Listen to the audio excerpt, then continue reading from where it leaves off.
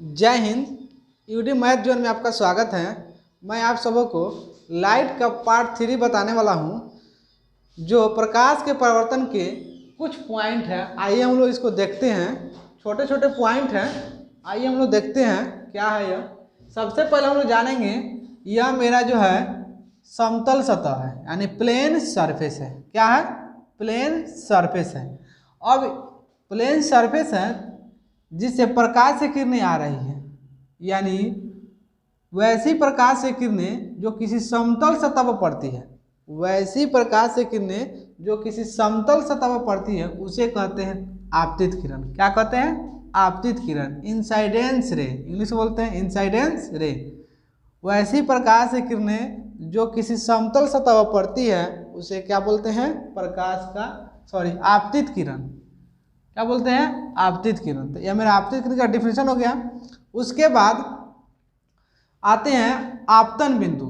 इसको भी देख लेते हैं। प्रकाश की किरणें किसी समतल सतह के जिस बिंदु पर पड़ती है, इसका डिफिनेशन यही होगा कि प्रकाश की किरणें किसी समतल सतह के जिस बिंदु पर, यानी समतल सतह के जिस बिंदु पर पड़ती है उसे कहते हैं आपतन बिंदु। क्या कहते हैं? आपतन बिंदु। एक बार और देख लेते हैं। प्रकाश की किरणें किसी समतल सतह के जिस बिंदु पर पड़ती है उसे आपतन बिंदु कहते हैं। तो यह मेरा आपतन बिंदु हो गया। अब यहाँ पे समझते हैं परावर्तित किरण। क्या लिखेंगे यहाँ पे? परावर्तित किरण। परावर्तित किरण, परावर्तित किरण किसे कहते हैं इसका डिफिनेशन जानेंगे। यानी रिफ्लेक्टेड रे, प्रकाश की किरणें किसी समतल सतह पर पड़कर, प्रकाश की किरणें किसी समतल सतह पर पड़कर वापस लौट जाती है, उस किरण को क्या कहते हैं? परावर्तित किरण। उस किरण को परावर्तित किरण। एक बार और देख लेते हैं।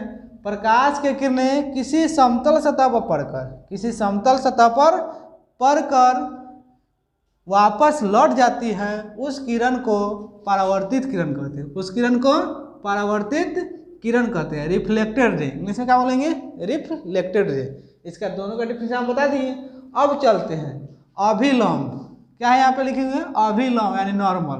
तो समझना ये क्या है? मेरा आपतित किरण। ये क्या है? परावर्तित किरण। तो आपतित किरण और परावर्तित किरण के बीच डाले गए लंब को अभिलंब कहते हैं। किसके किसके बीच? फिर से देख लेते हैं। ये मेरा कौन किरण है? आपतित किरण। और ये मेरा कौन किरण है? परावर्तित किरण। दोनों के बीच में क्या डाले हैं? लंब। दोनों के बीच में लंब डाले हैं, तो इसको क्या बोल देंगे? अभिलंब। एक बार और देख लेते हैं। आपतित किरण और परावर्तित किरण के बीच डाले गए लंब को अभिलंब कहते हैं। चलिए उसके बाद देखते हैं। अब यहाँ पे मेरा एक कोण बन रहा है, एंगल बन रहा है, और इधर भी एक एंगल बन रहा है। तो सबसे पहले ई वाला एंगल को हम जानेंगे क्या है, इसका डिफिनेशन ये क्या है, इसका डिफिनेशन क्या होगा। तो देखना है ये किसके किसके मतलब किसके किसके बीच बन रहा है। तो किसके किसके बीच है? ये मेरा कौन किरण है? आपतित किरण। आई मेरा क्या हो गया है? अभिलंब। जान गए? अभिलंब दोनों के बीच में बन रहा है, तो इसको कहते हैं आपतन कोण। क्या कहते हैं? आपतन कोण। तो इसका डिफिनेशन आप लोग नोट कीजिएगा। आपतित किरण क्या है? आपतित किरण और अभिलंब के बीच, आपतित किरण और अभिलंब के बीच बने कोण को आपतन कोण कहते हैं, एंगल ऑफ इंसाइडेंस। इसे संकेत में आई से लिखते हैं, स्मॉल आई से लिखते हैं। फिर एक बार और डिफिनेशन देख लीजिएगा। आपतित किरण और अभिलंब के बीच बने कोण को आपतन कोण कहते हैं। इसे संकेत में यानी सिंबल में आई से डिनोट करते हैं, स्मॉल आई से डिनोट करते हैं। यह मेरा आपतन कोण हो गया। उसके बाद आते हैं, इधर भी एक कोण बन रहा है, देखिएगा इधर भी कोण बन रहा है। तो यह किसके किसके बीच है इसको भी देखना है। ये कौन किरण है? परावर्तित किरण। ये क्या है? अभिलंब। इसके जो बीच बन रहा है उसे कहेंगे परावर्तन कोण, एंगल ऑफ रिफ्लेक्शन। फिर देख लेते हैं परावर्तित किरण और अभिलंब, परावर्तित किरण और अभिलंब के बीच बने कोण को परावर्तन कोण कहते हैं। इसको क्या कहते हैं? परावर्तन कोण कहते हैं। उसके बाद हम लोग आगे देखेंगे प्रकाश के परावर्तन के नियम। प्रकाश के परावर्तन के नियम देखेंगे। चलिए आगे चलिए हम लोग देखते हैं प्रकाश के परावर्तन का नियम, यानी प्रकाश के परावर्तन के नियम किसे कहते हैं या क्या समझते हैं? Law of reflection of light. तो इसका डेफिनेशन क्या कहता है देखिएगा, एक बार सुनिएगा, उसके बाद नोट कीजिएगा आप लोग। प्रकाश के किरणें किसी समतल सतह पर पड़कर जिन नियमों का पालन करती हुई लौट जाती है उसे प्रकाश के परावर्तन का नियम कहते हैं। फिर एक बार देखेंगे, प्रकाश की किरणें किसी समतल सतह पर पड़कर जिन नियमों का पालन करती हुई वापस लौट जाती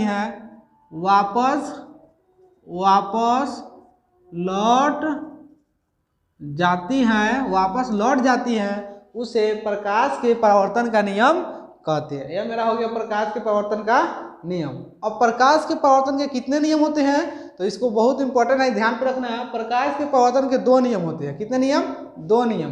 प्रकाश के परावर्तन के कितने नियम होते हैं? 2 नियम होते हैं। यह दोनों नियम क्या है, आइए हम लोग देखते हैं। सबसे पहले इसके जस्ट पहले हम फिगर बनाए हुए थे। यह मेरा फिगर था, यह मेरा आपतित किरण था, यह मेरा परावर्तित किरण था, और दोनों के बीच में क्या डाले थे? अभिलंब। तीनों एक ही थे। तो ये मेरा पहले पिछला फिगर था। अब इसको समझ लेना है, ये मेरा आपतित किरण प्रकाश के परावर्तन का पहला नियम यह कहता है, समझिएगा, आपतित किरण, परावर्तित किरण तथा दोनों के बीच में डाला गया अभिलंब। आपतित किरण, परावर्तित किरण तथा दोनों के बीच में डाला गया अभिलंब तीनों एक ही बिंदु पर या एक ही तल पर होती है। तीनों कहाँ होती हैं? एक ही बिंदु चाहे एक ही तल पर होती है। फिर एक बार देखेंगे, आपतित किरण, परावर्तित किरण, आपतित किरण, परावर्तित किरण तथा दोनों के बीच में डाला गया अभिलंब तीनों एक ही बिंदु पर या एक ही तल पर होती है। यही बात हम यहाँ लिखे हैं, आपतित किरण, परावर्तित किरण तथा दोनों के बीच डाला गया अभिलंब तीनों एक ही बिंदु या तल पर होती है, एक ही तल पर होती है। यह मेरा हो गया प्रकाश के परावर्तन का पहला नियम। अब दूसरा समझते हैं। दूसरा नियम यह कहता है, आपको बताए हुए थे जस्ट पहले, ई कौन कौन कहेंगे? आपतन कोण। ई कौन कौन? परावर्तन कोण। तो आपतन कोण परावर्तन कोण के बराबर होता है। आपतन कोण परावर्तन कोण के बराबर होता है, यानी कोण आई बराबर कोण आर। यही बात यहाँ पर लिखे हैं, आपतन कोण परावर्तन कोण के बराबर होता है, यानी कोण आई बराबर कोण आर। अगर ये 45 डिग्री होगा तो यह भी मेरा कितना डिग्री? 45 डिग्री होगा। अगर ये 60 डिग्री होगा तो यह भी मेरा कितना डिग्री? 60 डिग्री होगा। ऐसे एग्जाम में क्वेश्चन पूछ लिए जाते हैं। आपको इससे रिलेटेड एक क्वेश्चन हम बताने वाले हैं, समझिएगा। यह मेरा आपका फिगर हो गया।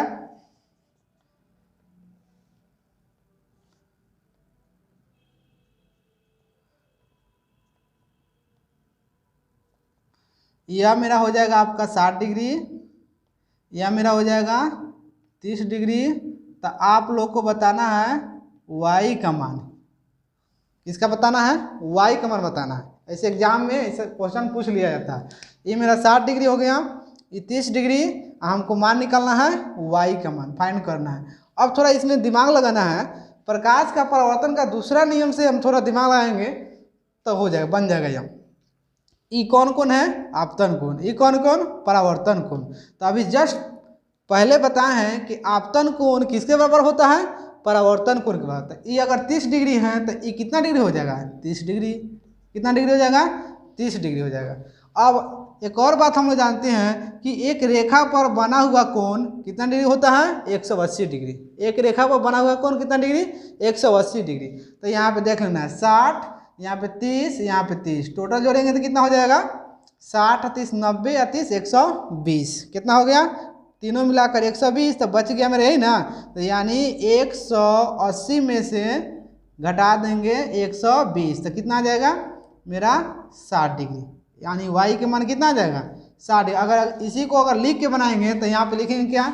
60 degree plus 30 degree plus 30 degree plus y is equal to 180 degree. तो वही बात इसको जोड़ेंगे हम 120 डिग्री प्लस वाई बराबर 180, ये प्लस में उधर जाएगा तो माइनस में हो जाएगा, यानी वाई बराबर 180 माइनस 120 तो कितना हो जाएगा 160 डिग्री। तो वाई का मान कितना आ गया 60 डिग्री आ गया, यही मेरा आंसर हो जाएगा। वाई का मान कितना आ जाएगा 60 डिग्री। एक क्वेश्चन देते हैं, आप लोग कमेंट करके इसका आंसर बताइएगा। देखते हैं यहाँ पे,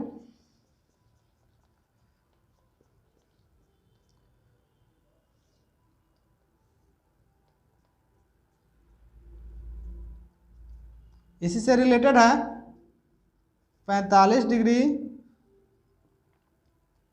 इस 60 डिग्री, तो आपको मान निकालना है इसका मान, यानी x का मान निकालना है। किसका मान निकालना है x का मान। इसका मान निकाल कर आप आंसर जो है कमेंट में बताइएगा। x इक्वल टू वाट, यानी x के मान आप लोग बताइए कमेंट करके कितना आ रहा है। अगर आप लोगों को यह वीडियो पसंद आया होगा तो लाइक शेयर सब्सक्राइब कीजिएगा। फिर इसका अगला पार्ट फिर लेके आएंगे नेक्स्ट क्लास में। तब तक के लिए जय हिंद।